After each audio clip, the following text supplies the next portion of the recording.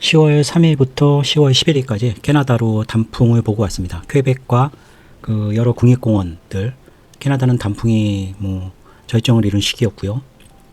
특히 그 알곤킨 주립공원의 센터니얼 리지 트레일이 가장 좋았던 것 같습니다. 그리고 오는 마지막 날에 나이아가라까지 보고 왔습니다. 추석 연휴 기간 동안에 한국 시장은 이제 10월 10일 날 급등을 했었죠. 하지만 그러나 이제 트럼프가 중국 관세에 대한 이슈가 나오면서 이제 미국 시장은 급락을 했습니다. 종합주가 지수는 사상 최고가를 뚫고 연일 갭으로 상승하면서 금요일날 종가에 강한 급등을 보여주면서 끝났지만, 이제 나스닥 선물이고요. 지지선을 한 번에 부셔버리는 그 강력한 하락이 나왔었습니다. S&P 500도 1차 지지선을 뚫어버리는 강한 하락이 나왔고요. 아무래도 여행 중에는 그 장을 계속 볼 수가 없죠. 그래서 주로 장이 시작되는 한국 시간으로 10시 반인데 거기가 1시간 느리니까요. 그러니까 13시간 느리니까 12시간으로 따지면 그러니까 9시 반이죠. 9시 반. 미국 시간으로 9시 반, 한국 시간으로 10시 반. 그때 이제 시세를 확인하고, 그때는 대부분 호텔 아니면은 버스로 이동 중인 상황이었으니까 시세를 볼 수가 있습니다. 그때 이제 주문을 넣고 또 내려와서 한국 시간으로는 그 7시, 그 캐나다 시간으로는 6시에 이제 깨어서 이제 프리장 시작되는 시간에 주문을 넣고, 그런 식으로 밖에는 매매를 할 수가 없었습니다. 주로 이제 고점 매도를 하는 것을 했는데, 왜 이렇게 매매 전략을 구사하였는지는 제가 예전 영상에서 한번 자세히 다룬 영상이 있어서 그거를 이제 영상 후반부에 집어넣겠습니다. 그래서 당연히 장을 계속 보고 있는 상황이었다면 프리 진입을 하는데, 진입 자체는 17계약밖에는 진입을 못했었습니다. 이제 그때 이제 고점 매도를 걸어놓는 물량만 체결이 되고 이제 하락하는 상황이었으니까요. 17계약인데 이제 하락폭이 컸기 때문에 25332.65인데 이제 25394가 최고가였죠. 그래서 331이면은 그렇게 그 비교적 좋은 가격의 단가가 형성이 됐습니다. 그리고 1000포인트 가까이 빠진 상태라 17계약밖에는 안 됐지만은 수익은 38만 불이나 잡혔고요. 여행기간 주간에 사실 매매한 거는 사고팔고 한 것은 15계약밖에 없었고, 17계약 매도한 것이 이제 평가손익이 크게 났죠. 왜 이런 식의 매도를 했는지는 이제 영상 후반부에 다룬다고 말씀드렸고요.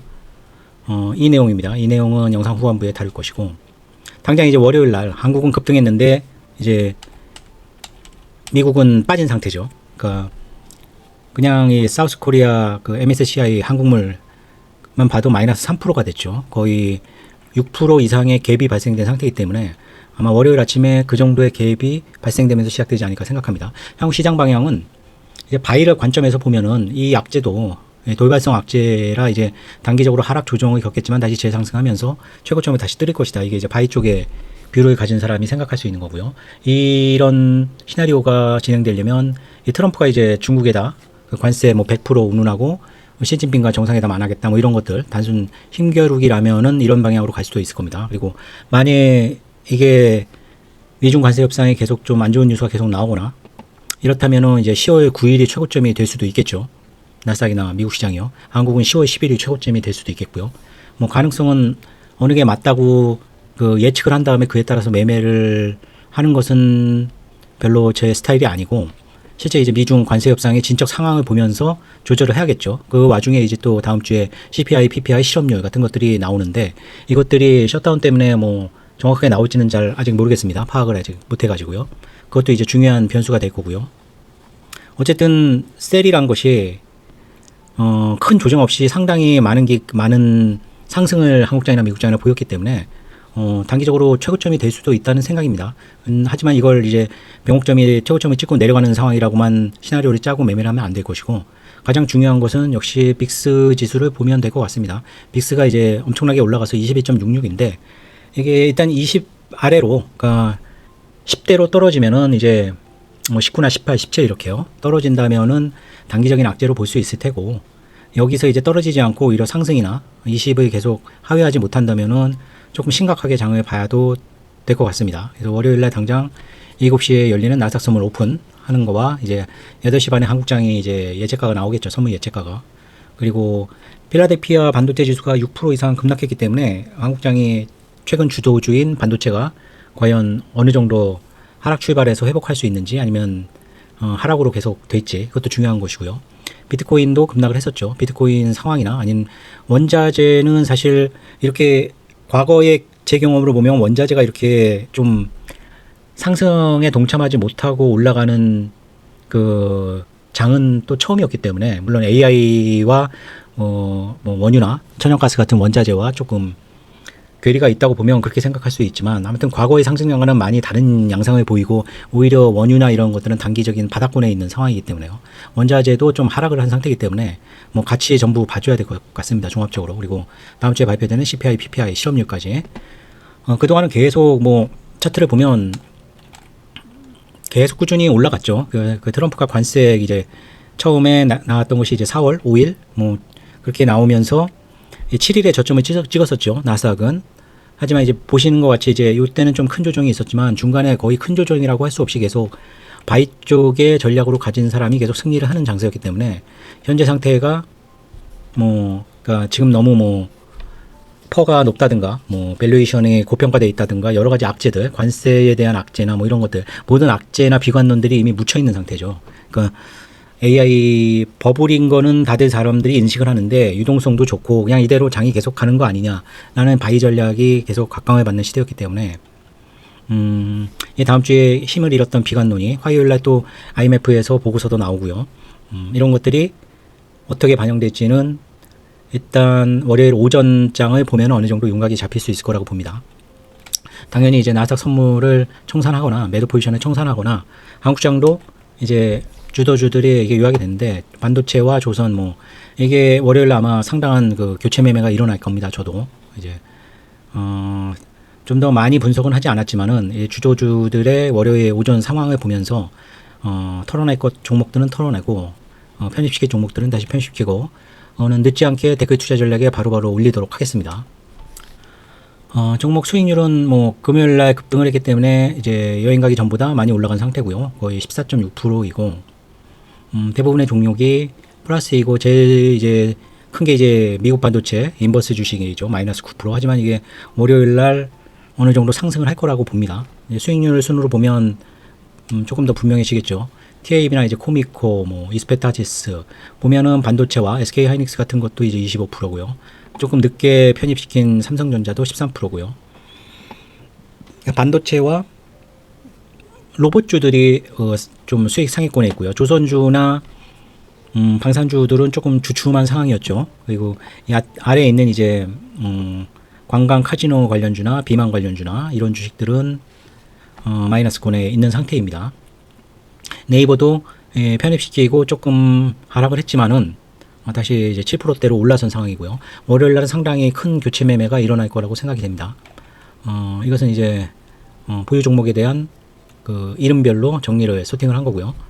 이것들은 이제 보유 종목은 아니지만 이제 주로 이제 10% 안에 든 종목들 중에서 이제 이름 순으로 소팅한 거고요. 후보 순위는 10% 넘은 종목들 중에서 정리를 한 겁니다.